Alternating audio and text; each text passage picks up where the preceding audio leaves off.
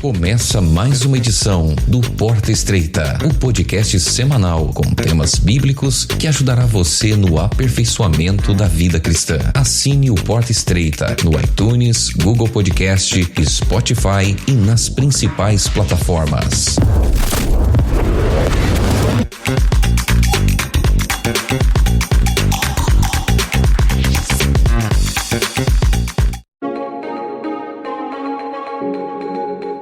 Olá, está começando mais um episódio do Porta Estreita. Eu sou Alberto Júnior e o tema do episódio de hoje é Compartilhando a Missão de Deus. O nosso texto central da base do estudo de hoje está no Evangelho de João, no capítulo 13. Nós vamos ler o verso 34 e o verso 35.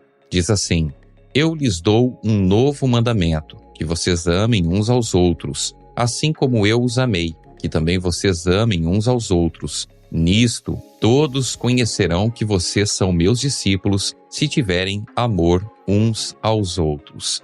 Nós estamos, então, estudando a respeito da missão, e aqui nós podemos ver a hospitalidade de Abraão. Gênesis capítulo 18, do verso 1 ao verso 15, nós podemos ver aqui o seguinte: Abraão estava sentado à sombra da porta de sua tenda, quando ele viu 3 pessoas passarem por ele. Imediatamente, ele correu em direção a essas pessoas. Ele não esperou que as pessoas pedissem ali a sua hospitalidade, caso quisessem fazê-lo, né? Mas Abraão, ele tomou a iniciativa e ofereceu-lhes o que ele tinha. Abraão, ele queria satisfazer da melhor forma possível as necessidades daqueles com quem se associava, não apenas as materiais, mas também as espirituais. Então, assim, ele construiu um altar por onde ele passou.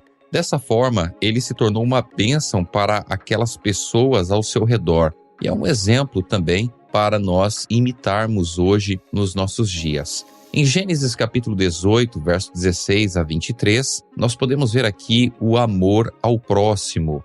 Abraão, ele teve a oportunidade de conhecer os habitantes de Sodoma quando ele os resgatou de Quedorlaomer e os acompanhou de volta à sua cidade, né? Conforme ali Gênesis capítulo 14, do verso 14 a 16 e o verso 21. Ele sabia que os habitantes daquela cidade eram pessoas ímpias, e ele também sabia que havia uma família justa entre eles. Se Abraão não tivesse amado os ímpios habitantes de Sodoma, ele teria talvez dito assim, né? Resgata ali o meu sobrinho e pode destruir toda a cidade. Mas não foi isso que Abraão fez. Nós aprendemos aqui uma lição muito importante. Que nós devemos amar os outros porque Deus morreu por eles. E ainda há esperança de que em algum momento da vida das pessoas, elas venham a aceitar Jesus Cristo como Senhor e Salvador pessoal. Enquanto há vida, há salvação, há oportunidade de entregar a vida a Cristo Jesus. Oração intercessória. Quando Abraão ali ouviu o julgamento sobre a cidade de Sodoma e as cidades vizinhas, a Bíblia diz que Abraão ele intercedeu junto a Deus em favor dos seus habitantes indignos. Certamente há pessoas justas entre eles que não merecem morrer. Então Abraão ali, ele pensou dessa forma: olha, vai existir pessoas justas, pessoas que não merecem morrer. Talvez 50, 45, 40, 30, 20, 10 pessoas. E na verdade, de acordo com o que nós lemos na palavra de Deus, foram 4 pessoas menos uma, né? Por quê? Foi ali, as pessoas que se salvaram foram Ló, as suas 2 filhas e a sua esposa. Porém, a sua esposa, na hora que estava saindo da cidade, o anjo havia dito para não olhar para trás. Ela olhou para trás e se tornou ali uma estátua de sal. Então Deus poupou uma cidade inteira, a cidade de Zoar, por causa deles. Essa foi a resposta à oração intercessória de Abraão. Nós podemos então ver aqui o resultado da missão, né? E que nós precisamos aceitar as decisões individuais de cada pessoa. Abraão, ele intercedeu por Sodoma, mas apenas 3 pessoas sobreviveram. Ló, ele intercedeu por seus filhos, filhas e genros, mas apenas 2 filhas sobreviveram. Então a intercessão desses homens justos, será que ela foi um fracasso? Não, de forma alguma. Por quê? Porque Deus não vai salvar ninguém contra a sua própria vontade. A salvação, ela depende da escolha de cada pessoa. Por mais que o desejo de Deus, a vontade de Deus seja salvar o ser humano, é o ser humano que precisa escolher se ele quer ou não a salvação em Cristo Jesus. No entanto, a oração intercessória, ela oferece a oportunidade de mudança que de outra forma talvez não seria oferecida. Por mais que você deseje a salvação das outras pessoas, cada um é quem deve fazer essa escolha. Cada um que precisa escolher Jesus Cristo como seu Senhor e Salvador. Por mais que Jesus tenha morrido por todas as pessoas, não serão todas as pessoas que estarão salvas. Por quê? Porque essa é uma questão de escolha, uma questão de liberdade que Deus concede a cada um de nós. Mesmo sabendo que uma vida longe de Deus vai gerar morte e destruição, Deus, ele respeita a nossa escolha, a nossa decisão. E nós também precisamos respeitar a decisão das pessoas. Agora, o que é que nós podemos fazer quando as pessoas elas não querem saber de Deus, não querem saber das coisas de Deus? Nós devemos orar pelas pessoas, devemos interceder, colocar a vida delas nas mãos de Deus. Submeta-se à vontade de Deus. A Bíblia diz que quando Deus chamou Abraão para ir até Canaã e ser uma bênção para o mundo, ele obedeceu. Ele não ignorou o chamado de Deus, ele não colocou ali nenhuma dificuldade, nenhum problema, nenhuma dificuldade para poder obedecer a Deus. Mas ele obedeceu à vontade do Senhor, ele não questionou a Deus. Então, tendo que ser separado de seu sobrinho, ele deixou o sobrinho escolher ali o território, sabendo que Deus faria sua vontade em qualquer situação. Então Abraão, ele confiava plenamente no poder, na atuação de Deus, e ele então deixa o sobrinho escolher exatamente o território que ele queria, porque ele confiava que Deus que estava cuidando de cada detalhe da sua vida. Então, depois de sua oração intercessória pela cidade de Sodoma, Abraão saiu na manhã seguinte, esperando ver o seu pedido atendido, mas o que ele viu foi destruição. Não houve reclamações da parte de Abraão. Novamente, ele se submeteu à vontade divina. E aqui nós aprendemos uma lição muito importante. Nós devemos sempre aceitar a vontade de Deus, mesmo que ela seja diferente da nossa. Por quê? Porque Deus consegue enxergar aquilo que muitas vezes nós não conseguimos enxergar. Os nossos planos, eles nunca serão melhores do que os planos de Deus.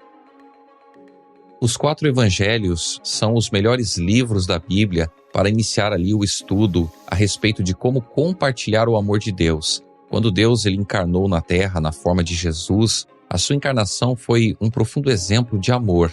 Embora nenhum de nós, obviamente, possa reproduzir esse acontecimento, nós hoje somos chamados a seguir o exemplo de Jesus, especialmente na maneira como ele se relacionava com as outras pessoas e demonstrava amor pelas pessoas.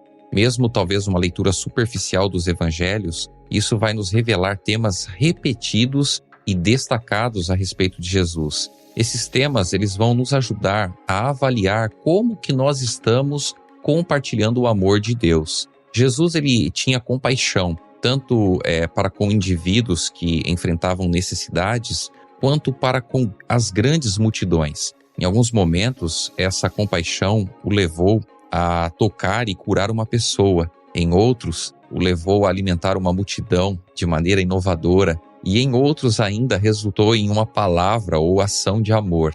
Então, demonstrar compaixão e participar da missão de Deus são ações inseparáveis.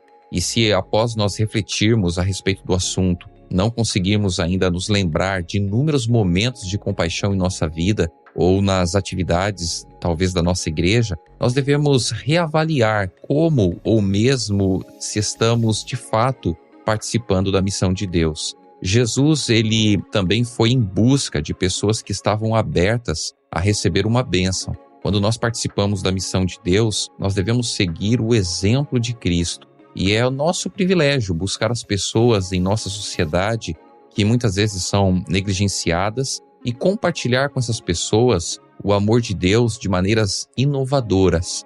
Ao fazer isso, nós estaremos seguindo os passos de Jesus, cumprindo o que ele deseja, como mostra o Evangelho de Mateus, no capítulo 25, do verso 31 a 46. Jesus ele buscava consertar relacionamentos fragmentados e ele passou a maior parte do seu ministério na terra restaurando conexões desfeitas. Embora todos nós tenhamos falhas, aqueles que experimentaram o amor e o perdão de Jesus têm o dever, diante do restante do mundo, de demonstrar a graça de Deus e a bondade de Deus para as pessoas. Essa demonstração ela faz parte do que significa participar da missão de Deus. Os estudiosos muitas vezes debatem se o interesse central de Jesus ele consistia em trabalhar exclusivamente entre os judeus ou também com o mundo de uma forma geral.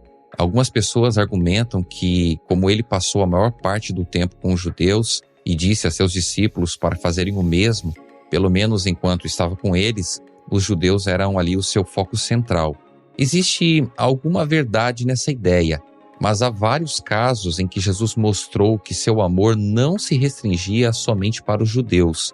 Várias vezes, ele citou narrativas do Antigo Testamento que destacavam a fé dos não-judeus, como as histórias da viúva de Sarepta, de Naamã e da rainha de Sabá. Jesus ele passou algum tempo fora da Judéia com não-judeus, incluindo ali algumas noites em uma cidade samaritana e uma visita à região também de Tiro e Sidom, sem mencionar Decápolis, uma região que era habitada ali, por gentios. Jesus ele viveu a missão e o amor tão plenamente que desafiou o pensamento limitado de muitos de seu povo daquela época. Ao demonstrar esse amor e viver a sua missão, Jesus ele preparou o caminho para o que viria depois da sua morte, ressurreição e ascensão.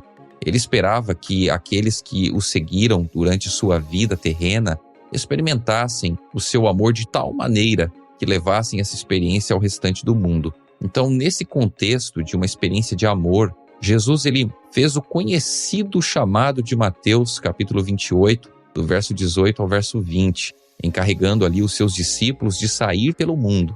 Essa comissão não era simplesmente um chamado para a missão, mas um chamado para ensinar, fazer discípulos e compartilhar o amor de Deus que cada discípulo havia experimentado pessoalmente. Não somos chamados para compartilhar da missão de Deus até que primeiro tenhamos a oportunidade de conhecê-lo e também de experimentar o seu amor. Só então teremos algo que vale a pena compartilhar. Então, antes de sair, nós precisamos primeiramente conhecer o amor de Deus. Outra parte significativa das Escrituras a respeito de compartilhar o amor de Deus é ali no livro de Atos. Embora esse livro seja conhecido como Atos dos Apóstolos, nós poderíamos talvez intitulá-lo de Atos do Espírito Santo. O livro ele está repleto de parcerias entre o Espírito Santo e agentes humanos. Assim como nos evangelhos, nós encontramos pessoas que tiveram uma experiência maravilhosa com Jesus, que não conseguiram guardar essa experiência para si mesmas e foram capacitadas pelo Espírito Santo a compartilhar esse amor por toda parte. Então, esse é um detalhe muito importante, porque nós só vamos conseguir compartilhar com as pessoas aquilo que nós vivemos, aquilo que nós experimentamos, aquilo que está fazendo sentido na nossa vida. Então nós precisamos buscar ter um relacionamento verdadeiro com Deus, precisamos conhecer o amor de Deus cada dia mais, viver experiências ao lado de Deus, porque dessa forma nós não vamos querer segurar os cuidados de Deus, a proteção de Deus, as experiências que nós temos com Deus para nós mesmos. Nós vamos querer compartilhar com as pessoas, nós vamos querer falar, vamos querer mostrar para as pessoas aquilo que Deus ele tem feito na nossa vida. E conforme nós temos visto aqui nos nossos estudos, a missão é sempre uma via de mão dupla, na qual todos os envolvidos podem aprender algo uns com os outros. Então nós nunca sabemos todas as coisas. Quando nós estamos envolvidos na missão, nós vamos estar aprendendo também com as pessoas. O livro de Atos, ele nos lembra de que nós, como seres humanos, não podemos tomar o lugar de Deus. Então, quando nós falamos a respeito de missão, nós precisamos entender que a missão ela é de Deus e que nós somos convidados a participar dessa missão. Então, Deus, por meio do Espírito Santo, ele vai a todos os lugares à nossa frente. Essa verdade bíblica possui algumas consequências que vale a pena mencionar. Primeiro, se o Espírito Santo vai à nossa frente, devemos esperar alguma manifestação dele assim que chegarmos? Pedro, ele experimentou essa realidade no seu encontro com Cornélio. E como resultado, o apóstolo ele percebeu que Deus não apenas já estava lá antes dele chegar, mas também ele próprio tinha algo para aprender com Cornélio sobre o amor de Deus. Em muitos aspectos, a história de Pedro e Cornélio aborda o crescimento contínuo de Pedro na compreensão de Deus, assim como trata de Cornélio e sua família. Quando nós saímos para participar da missão de Deus, não devemos fazer de maneira presunçosa, como se não tivéssemos nada a aprender com aqueles que vêm até nós em busca de esclarecimento espiritual. Em vez disso, saiamos esperando ver o Espírito Santo já atuando de inúmeras maneiras com as quais podemos nos associar. Em segundo lugar, nós temos algo para compartilhar. Embora o Espírito esteja à nossa frente, ele também se associa conosco. Cada um de nós tem uma história ou testemunho único a respeito de nossa jornada com Jesus. Nossas histórias precisam ser compartilhadas e durante esse processo, por meio de nossas histórias, podemos despertar no coração de alguém uma nova percepção sobre Deus ou até mesmo um novo desejo de seguir o Salvador. Esse estímulo acontece quando demonstramos o amor de Deus tanto por meio de palavras quanto de ações. Relacionamentos saudáveis estão no centro do que Deus quer para nós. Por isso, muitas vezes o Senhor aguarda para se revelar, ou mesmo limita a sua revelação até que um seguidor dele esteja presente para compartilhar as boas novas. Portanto, cabe a nós reconhecermos esse privilégio, estando sintonizados em espírito de oração com as pessoas com as quais Deus já está trabalhando, procurando compartilhar com elas a história do Salvador em todas as oportunidades. Nós podemos ver que, com frequência, os líderes da igreja, eles tentam motivar os membros para o cumprimento da missão.